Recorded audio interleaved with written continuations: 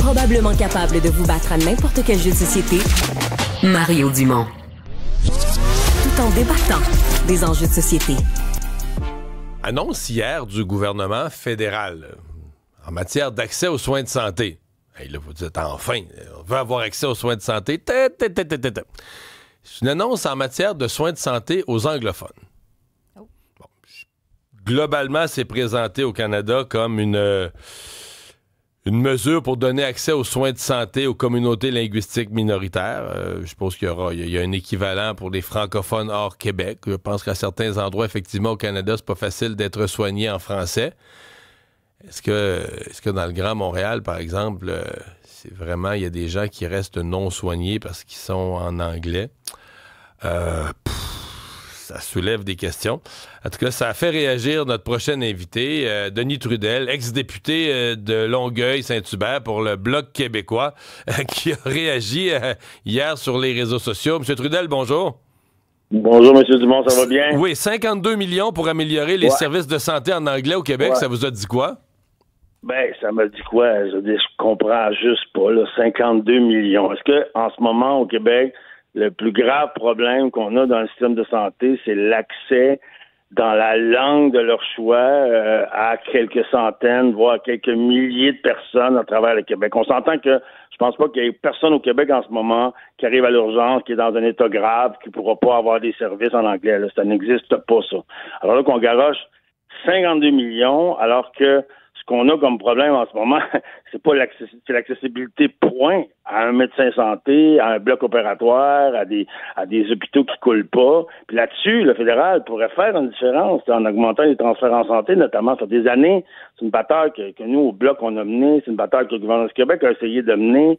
M. Legault a été là en 2022 en disant donnez-moi un mandat fort, m'aller à Ottawa, moi vous allez voir, m'aller me battre, me ramener de l'argent, puis il y a eu des négociations, il avait demandé, tu sais, parce que les gens ne le savent peut-être pas, vous savez, M. Dumont, mais le fédéral devrait payer la moitié des coûts de santé des provinces. Donc, c'est ce qui avait été prévu dans les années 70, mais ça fait longtemps. Ouais. Ça fait longtemps que c'est plus ça. Prenons le Grand Montréal, parce que là, je suppose que cet argent-là, il donnait à l'Université McGill. Bon, peut-être qu'on dira il y a des petites communautés anglophones en Gaspésie ou dans des régions du Québec.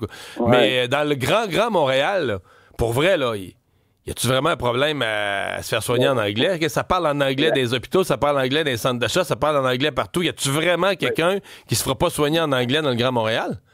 Ben, c'est ça ma question. Est-ce que c'est vraiment la priorité numéro 1 en ce moment de garrocher 52 millions pour aider des petites communautés, peut-être à Montréal, qui ont pas accès à ces soins-là? T'sais, en ce moment, il y a une crise de l'itinérance, il y a une crise du logement, on est en train de perdre des milliards de dollars dans une guerre commerciale qui aboutit pas. Puis là, M. Carney se retourne de bord, lui, puis il envoie 50, c'est quand même pas des farces. Puis là-dessus, 52 millions, c'est toujours la même affaire.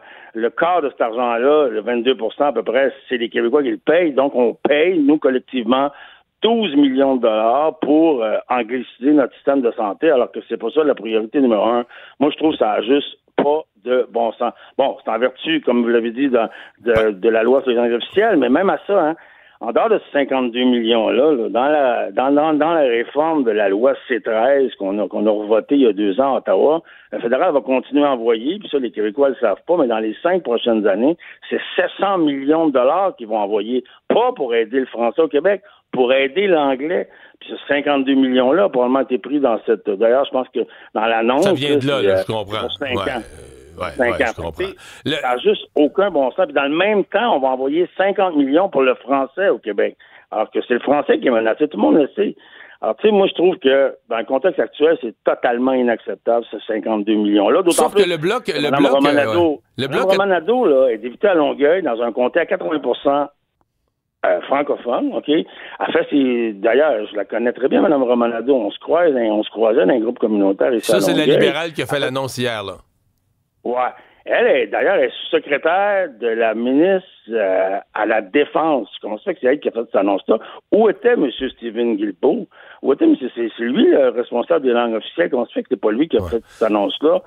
M. Guilbeault, quoi, il est tanné, là, la taxe carbone, il l'a encore à travers la gorge, là, puis il se cache dans un coin. C'est lui qui aurait dû faire l'annonce, c'est à Montréal en plus. Mais M. Trudel, le Bloc a toujours été piégé par ça, parce qu'avec la loi sur les langues officielles au Canada,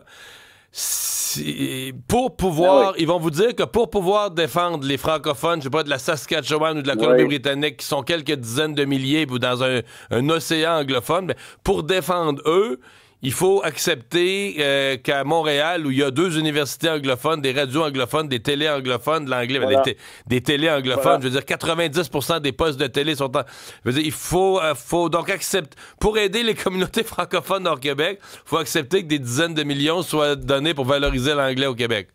Oui, ça n'a aucun bon sens. Ça n'a aucun bon sens. On sait que ça ne marche pas. La loi des langues officielles, c'est une faillite totale.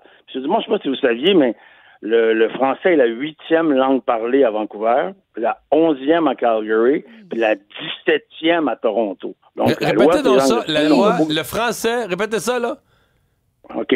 Le français, là, en ce moment, c'est la 8e langue parlée à Vancouver, la 11e à Calgary et la 17e à Toronto. Je veux dire qu'à Toronto, il y a 16 langues, là, que ce soit le mandarin, l'espagnol, l'hindi, il y a 16 langues. Le tagalog, l'hindi, le mandarin, c'est plus important que le français en termes de personnes qui la parlent.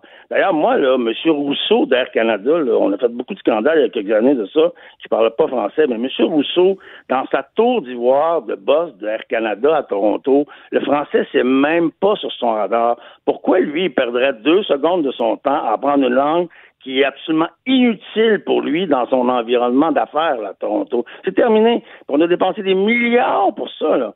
Puis la bataille est perdue dans le reste du Canada. C'est terminé. La seule chance que le français survive au Canada, c'est que le Québec devienne un pays puis qu'on se dote de tous les outils d'un État pour pouvoir protéger le français. Regardez, M. Carney, l'autre mesure je parlais de la taxe carbone tantôt, mais la taxe numérique, ça aussi, ça vient nuire aux Français parce que ça nuit à la découvrabilité du contenu francophone pour nos jeunes.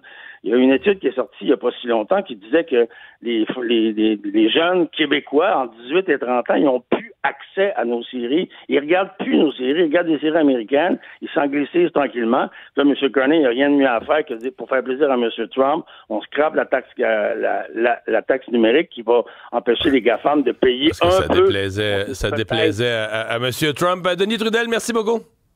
Ça me fait plaisir, M. Dumont. Bonne journée.